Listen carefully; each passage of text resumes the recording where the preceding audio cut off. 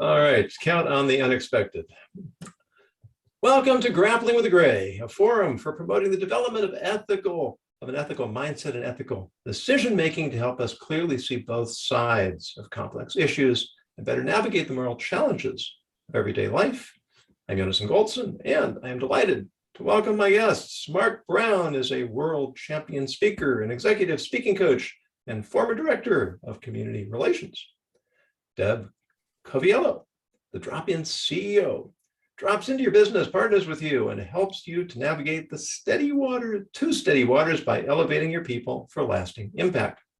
And Paul Edwards used to drive large military vehicles through the deserts of the Middle East, armed with an assault rifle.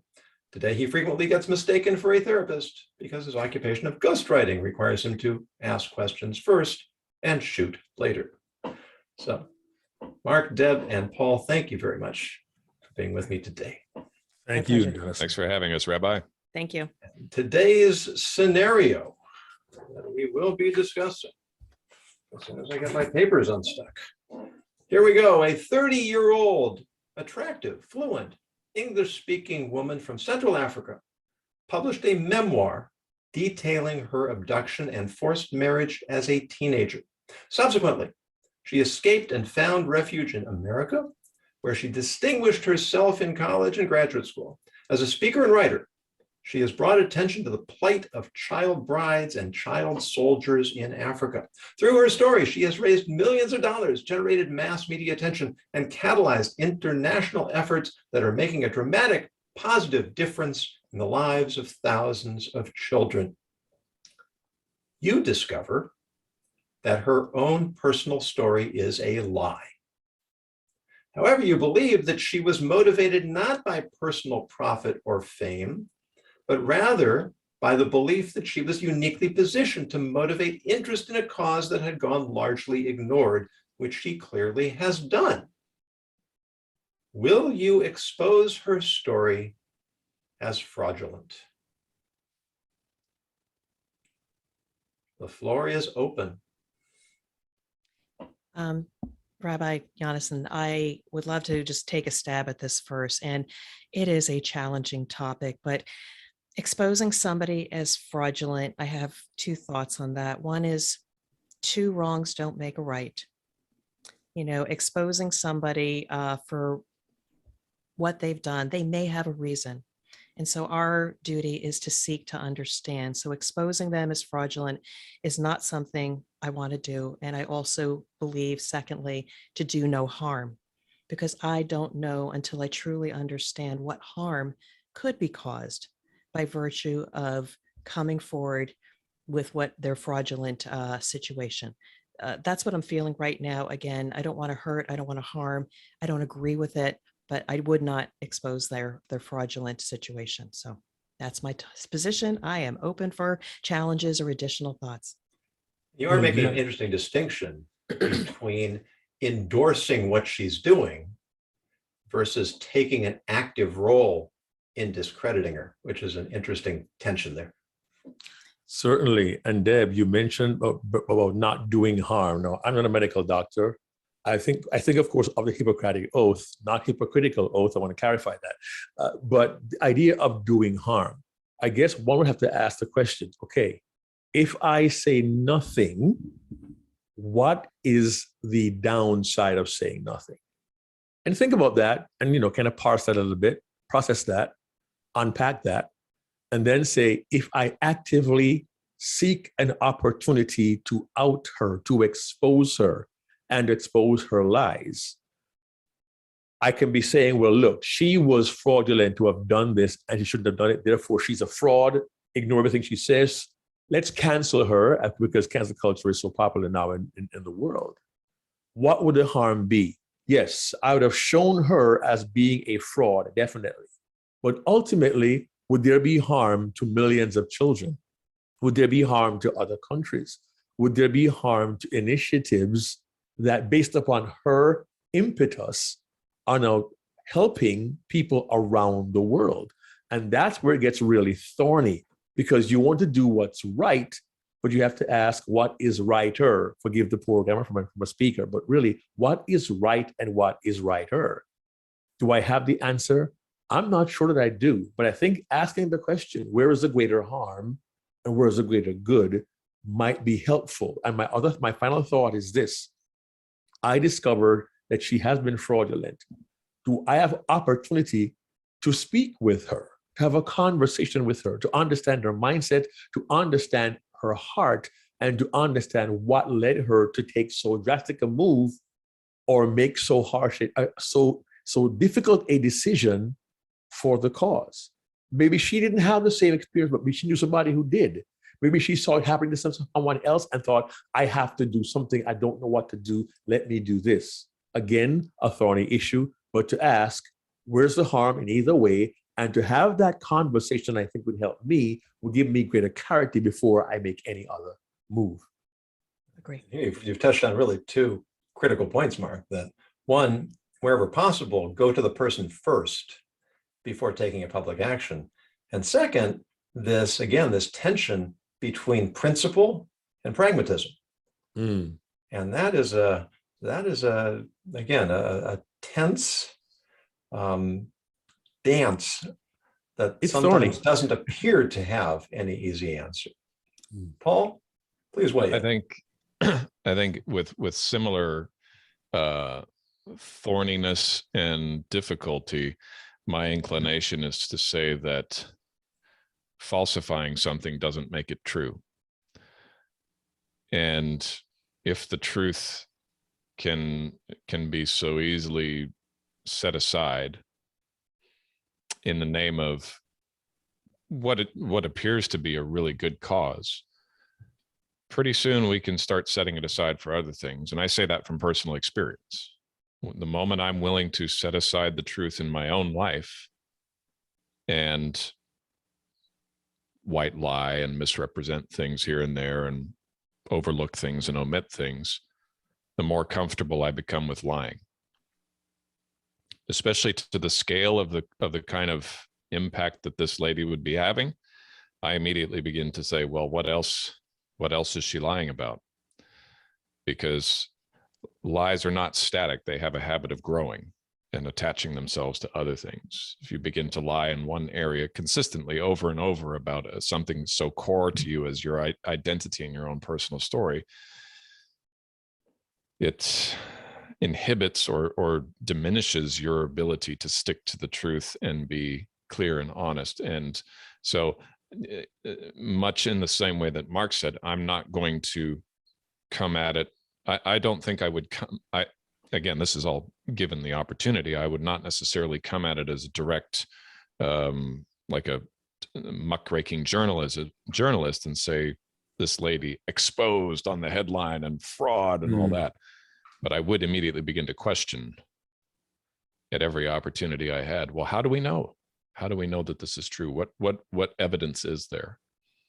And can that evidence be relied upon? And what is it that we are not? I have reason to believe that there's something in this story that isn't true. And what I want to know is what else throughout this story isn't true, because I found, having lied many times in my own life and encountered enough people who lie, including 2 young people who like to lie in my household from time to time. I won't name who their names are. I'm just saying I have them. They're not just lying about one thing. And very often, if you dig deep enough on that, again, with a sense of diplomacy and honor and not descending to muckraking journalism tactics, the truth will begin to look quite a bit more diluted and complicated than a simple, oh, that this was me, when it wasn't. I'd like to dig into that a little bit more, but Deb, you look like you're really itching to. Yeah, I am. And I so love this conversation, but I just wanted to acknowledge something that Yonason had once said at a speaking event about the Noah's Ark story, whereby why did many people who didn't get on the Ark perish in that incident? And it was about then the behaviors of one that are not behaving right, such as the individual lying, and it infiltrating the lies of others, because as soon as you out it And people hear all the people that maybe benefit from her cause, but she lied in the process. Does that then condone the behavior for others? Well, it's okay to lie because look what she's doing. So that's why I don't want to out because of the fringe effects of it then enabling other to exhibit the same behavior. Thank you. You actually reminded me, and I hesitate to bring this up, but there was a case that happened a number of years ago of a very prominent rabbinical figure who had tremendous positive influence on many, many students over many years, decades. And it was discovered that he had indulged in some predatory behavior. And the rabbis who were involved, they weighed the damage of exposing him to those students of his who really looked to him as their guiding light against the justice to his victims. And they took a very interesting step. They basically exiled him.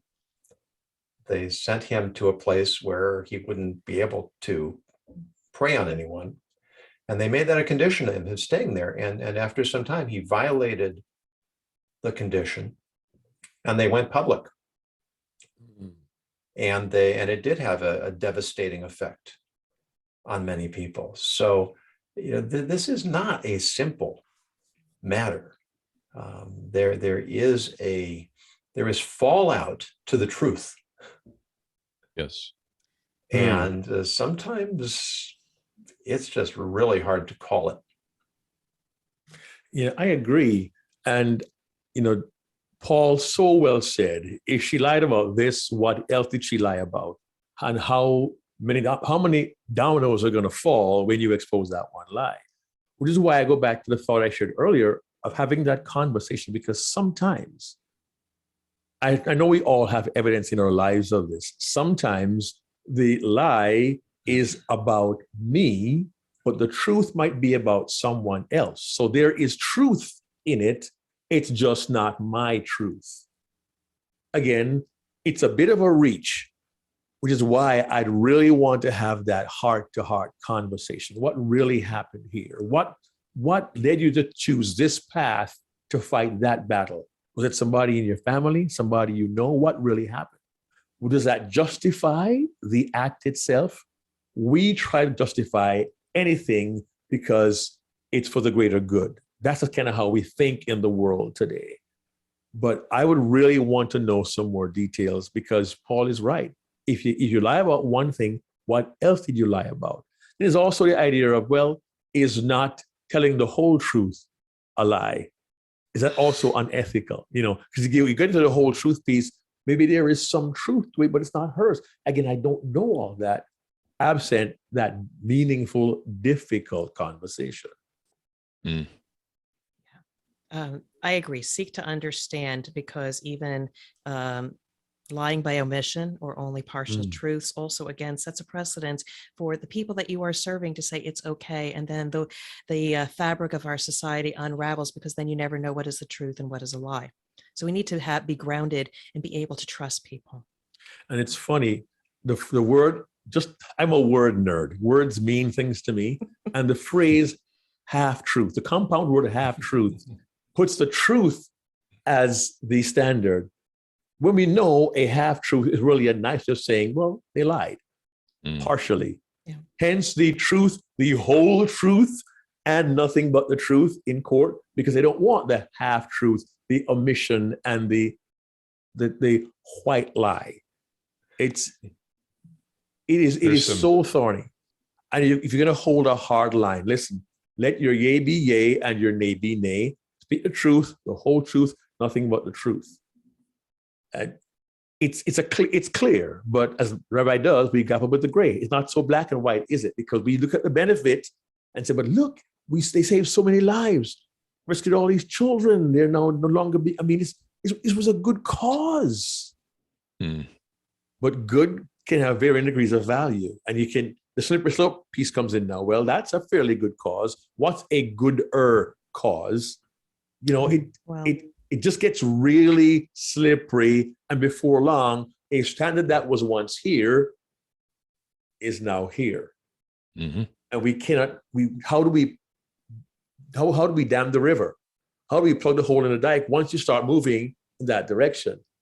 That's what makes it thorny. Where could it lead So- to? If we give all the grace to this, there's no longer any standard. So when do we get to go in the other direction? What if we agree having them tell the truth is a good thing, and why? So I can't wait to go there as well. You know, you talk about collateral damage, you talk about unintended consequences, and there is a cultural cost when we collectively lose our commitment to truth.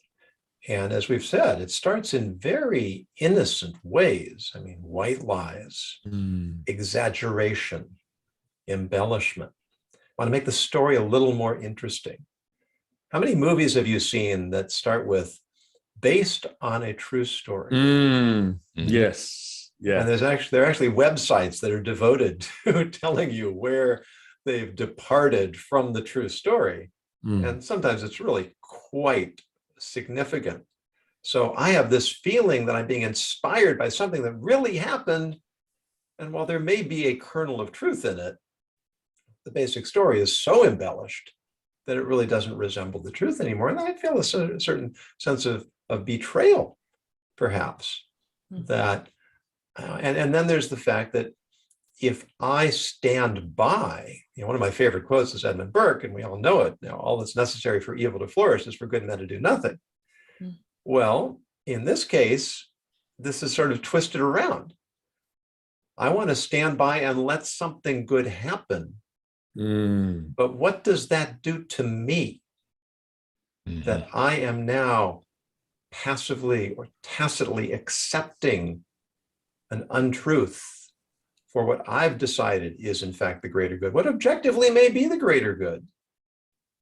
But there may be a personal cost as well.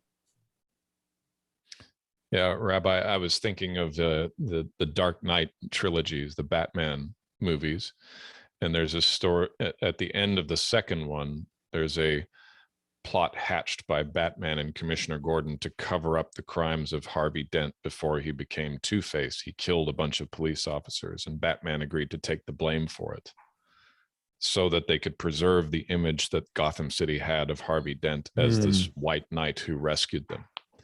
But if you carry it into the third film, you know, Gotham rallied behind Harvey Dent and the Joker was defeated. But if you carry it into the third film where the villain Bane appears, one of the things he does is publicly out Batman and Commissioner Gordon for covering up Harvey Dent's crimes, by which he temporarily seizes the momentum and the authority in the debate because he's able to show the citizens of Gotham, you were following a lie. You were duped by your own heroes.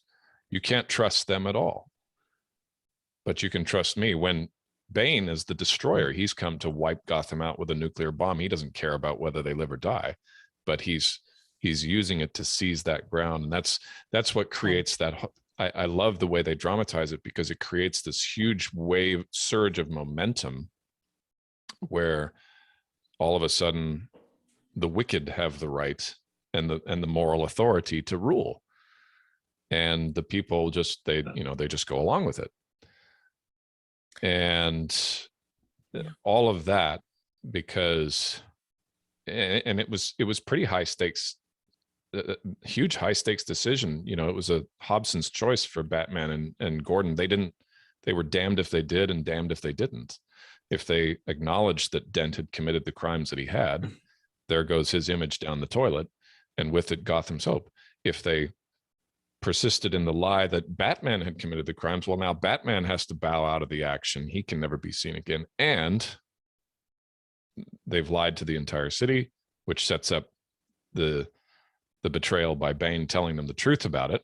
He is telling the truth, but not for the right reasons, and not because he's got a better solution for them by This far. is a case where, pop culture really got it right. It's really encouraging when filmmakers can frame these types of ethical quandaries and dramatize them, because you actually learn, studies been done, we learn more through literary fiction than we do through nonfiction. When there's a story that carries the message, that Yes. really implants the message within us. And Deb, you look like you have something you want to add. Yes, I just want to respond to Paul. You brought up something of interest. Like one would say, I want to out the person because of what they did. But you started bringing up then the point of intention by me being the person who then outs them. What are my intentions? What do I hope I will gain? Or how will it benefit others? So there's a little bit of thing you got to check your conscience. Well, what benefit am I going to get from doing this? Maybe it'll hurt me. Maybe it'll hurt others. So you want to make sure that if you're going to do it, you search yourself and your ethics for what greater good can this do. Yeah. But what if I have that conversation and as a result of that, encourage her, inspire her, put the idea in her mind that maybe she simply step away and let what she has created run its course and move on? Is that a viable option, as in do no harm? She's no longer the face of the organization. Her story no longer drives it. It has gained momentum over time. And now it can focus on what is happening, what is being accomplished, and less of the backstory.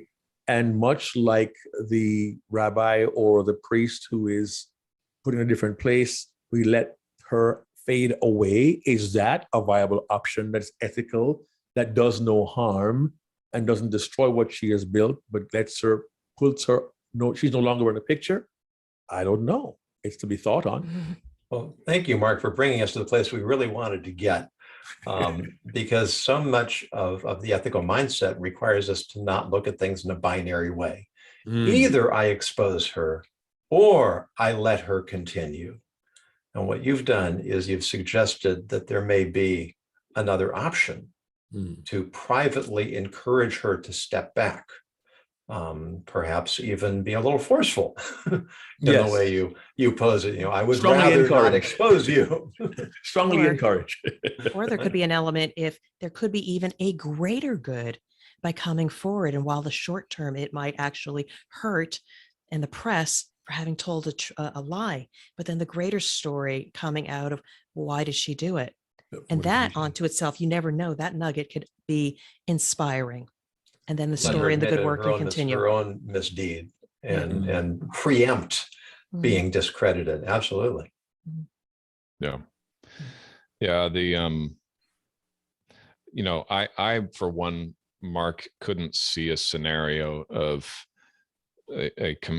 as compelling of a character as we're describing here disappearing abruptly. That would raise too many questions and red flags, and eventually somebody somewhere would talk, and the truth would get out. And I think it would be like, I think it's a good idea, but I think that it's going to place an undue pressure on a lot of people who she has these, this is all based on the social bonds created through trust. And now all of a sudden she's going to begin scaling back her involvement. And there's all sorts of staff involved who are busy trying to get her as much publicity as they can. There's fundraising people out, combing for money. There's administrative people saying, well, we need you at this meeting, and we need you in this boardroom, and we need you at this place on this date. And we've got all the flights booked and all the hotels and all the accommodations and all the pre-planning is all done for you. We're just supposed to all take that back, and you're not even telling us why. This is the thing. It's like every time I've lied in my life about one thing, then the next thing that happens is I'm off on what appears to be a completely unrelated situation that ties directly back to the thing that I lied about. And now I've got to make up another lie to cover up that lie, because I don't want either party to find out that I've lied. Well, and anyway, yeah. So my thought is this: what if that withdrawal is not sudden but gradual? Again, I'm just looking at options here, okay? And I don't know what the inner workings of her particular group or or company involves. And I understand certainly the admin, the staff, the meetings, the fundraising. I totally get all of that. But I'd also think it's possible to appoint other individuals, find someone who is qualified, or maybe help somebody who can find a CEO's compass to point them to people who can help in that regard. But I don't think it need be sudden. It could be gradual. It's an option. Again, I'm trying to find alternatives to make this painful, make it as least painful as possible, but still maintain a level of integrity. And it's not an easy answer to come up with. So yeah, and I think that's really the key to so many of these situations, is to look for options and look for ways to finesse. So in a moment, I'm going to ask each of you to sum up. Okay. I should mention, especially after Paul referenced Batman, the scenario I saw in a TV show called Lie to Me, which is a really fascinating show with a lot of these types of truth and not truth and partial truth situations. But I'm going to put on my rabbi's hat for just a moment. Verse in Exodus says, "Distance yourself from a false word," which is a lot more nuanced than just saying don't lie. Right? Distance yourself, because there are all types of deceptions. There are all types of manipulations. And as you said, Mark, the half-truth. I often go back to the old Ivory soap commercial where they advertise being 99 and 44% pure. Yeah. Right? Which is another word for what? Impure. Impure. If it's not 100%, it's not pure. So having that sensitivity, cultivating that sensitivity, but also in Jewish law, we have very, very strict and widely applied prohibitions against gossip. And gossip is by definition true. It's not gossip, it's slander. And so this very, very severe prohibition against telling needless truths that are not going to have any benefit, but are going to do damage. And we could have a whole program on that, and perhaps we will, but the idea is that it has to be purely motivated, as you mentioned, Deb. The motivation behind the speech has to be pure. It has to be 100% accurate. It has to be necessary for protecting somebody. And you need a lot of factors involved before it actually becomes permissible to speak in a way that's defamatory against another person. So the soul-searching aspect that we've been talking about is a definite component to making the right ethical choice. So and wasn't that, Rabbi, wasn't that the lesson of King David with Siva and Mephibosheth? Mephibosheth, yeah. That Siva came and told him that Mephibosheth had defected to the other side. And even though David eventually welcomed him back and didn't fully believe it, because it was a slanderous, false report, he partially had no choice but to accept it. And I believe that was why Mephibosheth had a lessened experience of David's loyalty to him after that than he had before. I haven't studied that episode for quite a while, but I think that's right. And there are a number of episodes of people who spoke in a way that was detrimental without good cause. And those can be instructive as well. So I'd like each of you to leave me with your closing thoughts. Deb, would you start us off, please? Yeah, an interesting scenario, and thank you so much. And while this situation is totally misaligned with my values, I always start with seeking to understand their situation before you judge, because in the end, we do not want to do any harm, and two wrongs don't make a right. Thank you. Thank you. Paul? I'm going to say that the truth always comes out, but sometimes the truth isn't good enough. And as a result, from a purely tactile standpoint, I'm going to say the same thing. Tactical, not tactile standpoint. I'm going to say the same thing, that this should be done judiciously and not with any sort of muckraking journalism tactics like we see in today's world, but rather like a very subtle and slow and methodical investigation until we are absolutely sure that we have a compelling case that does need to be revealed to the public, at which time, if it's up to me, you can't be complicit with dishonesty. Thank you. And Mark, you have the last word. Great. I love what Paul had said. Truth has to stand. But I also maintain not every answer is simply black and white. We are grappling with the gray. And I look for options that would do as little harm as possible. But the key factor is, will we be able to maintain integrity in how we do it? And maybe the answer is not just to blatantly expose them, but to understand the background behind what they did and find a way to inspire them to step back, maybe over time, and allow the work they have begun to continue, but hold them, accountable for what they do going forward. It's a story in the Bible of Jesus Christ who encountered men who wanted to stone a woman to death because she was caught in adultery. And he said, I don't condemn you. Go, sin no more. He was willing to pardon, but also to admonish. If there's a way to admonish and still allow good work to continue, that may be the answer, but the truth is the truth, and truth must prevail. How we handle the truth must be done carefully, delicately, and judiciously. Yeah, and in fact, I think it was a very wise man, Professor Dumbledore, who said the truth is extremely powerful and precious and should be treated with great respect. So thank you, Thank Paul. you. Thank you, Deb. Thank you, Mark. And I do hope each of you will join me again. If you'd like to suggest, those of you who are listening or watching, if you'd like to suggest an ethical scenario or dilemma for discussion, please go to my website, yonasongoldson.com, and use the contact box to submit your proposal. And if it's worth talking about, we will talk about it. If you are a Grappling with the Gray member, please use the community link to participate right now in a follow-up Q&A and continue discussion. If you're not a member, please go to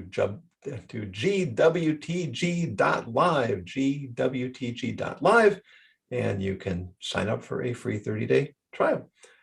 Please join us again next week for another ethical discussion as our panel grapples with the gray.